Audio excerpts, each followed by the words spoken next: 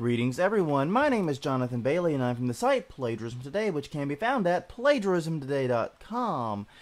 And today I wanted to quickly touch on the Oatmeal / FunnyJunk controversy that really blew up in a big way last night. I was actually on Reddit when it hit, and it was kind of awe-inspiring. To briefly recap the whole case here, I don't want to spend too much time on all the details, because I'm actually doing a very full post on Plagiarism Today for this in about 3 hours or so, and I don't want to give away everything in it. But basically, the Oatmeal is written by a guy named Matt Inman, who does Oatmeal is a comic series focusing on these long-form comics, pretty well known in certain circles. It seems to be very popular.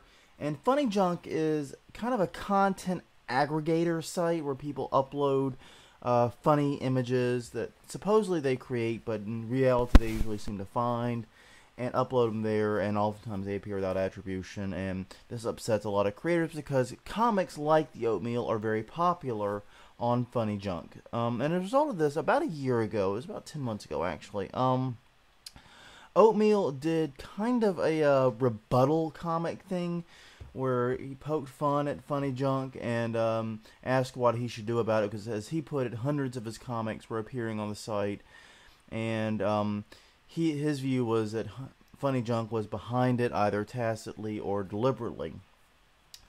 FunnyJunk responded in what I thought was a very bad way by banning the use of the words the Oatmeal on the site, and also sending out this big blast private message to all of its members saying that the Oatmeal was getting ready to sue them and shut them down. They needed to storm the gates of FunnyJunk and protest and contact them any way they can.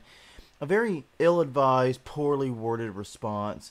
Some back and forth took place, and the end result of it was FunnyJunk took down a bunch of the Oatmeal's comics, but Inman decided, this just wasn't worth it. There's too much of my work there. I can't invest enough of my time in there to fight this.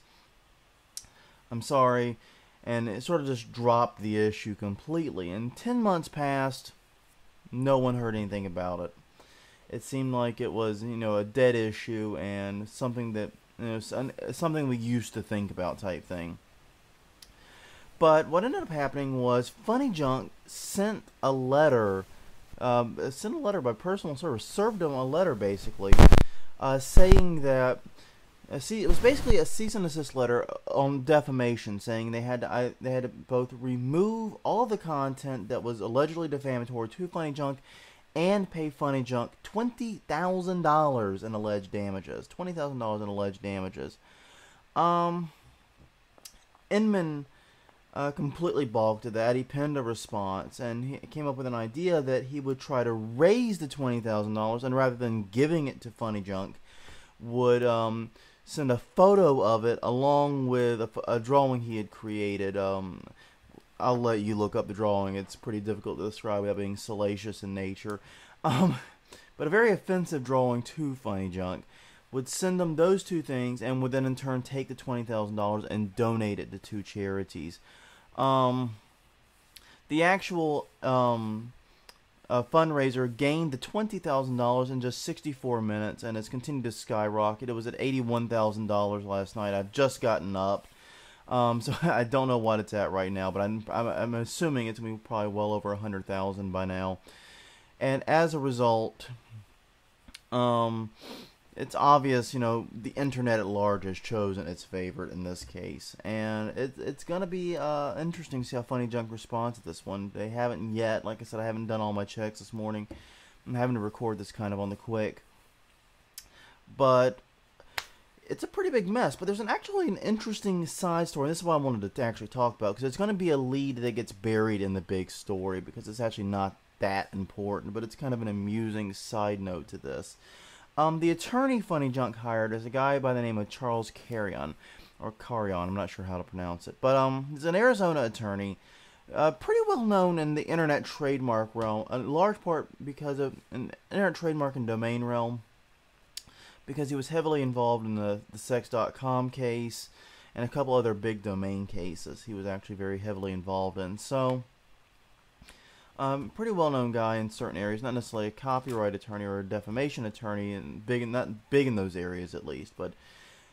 Um, but he wrote an article, and it's called "Caveat Creator: The DMCA According to Google," in which he blasts Google's DMCA policy on YouTube, accusing YouTube basically of doing the exact same things Oatmeal is accusing FunnyJunk of doing, basically encouraging people to upload non-original content, hiding behind the DMCA while earning advertising revenue. In fact, he talks a lot about the advertising revenue in this article, earning advertising revenue and all this, and it's a really entertaining blast of YouTube, especially at the same time FunnyJunk's being accused of the same thing. Now, to be absolutely clear about this, because I want to be 110% clear, there is nothing unethical or immoral or wrong in any way about an attorney making arguments for a client that goes against his own personal views. That happens every day. Think of every defense attorney in a criminal case who's up there trying to convince a jury of the innocence of his client,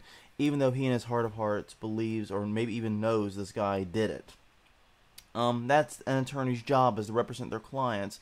Their own personal beliefs take a back seat to that. When they write something that is a personal belief on their blog or their site or whatever, that is not something you can hold against their clients.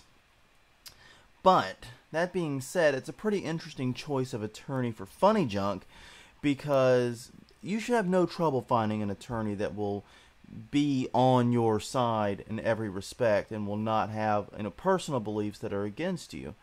Now, granted, Caron did write some other stuff later about Soba and Pippa and so forth, so you could argue that maybe he had a change of heart, but basically this Caveat Creator article is literally on the front page of his site. It's linked right there toward the bottom. I'll give you a link to it in the description below. Can't miss this article. It's obviously they chose an attorney that had beliefs, at least personal beliefs, different than theirs, and that's a pretty unusual move.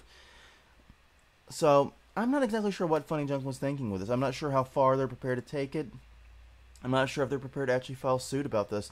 But what I'm doing in the big article that you'll read later today on Plagiarism Today is I'm doing a more thorough analysis of the legal issues here and who would have an upper hand if this matter did go to court, is what I'm trying to do.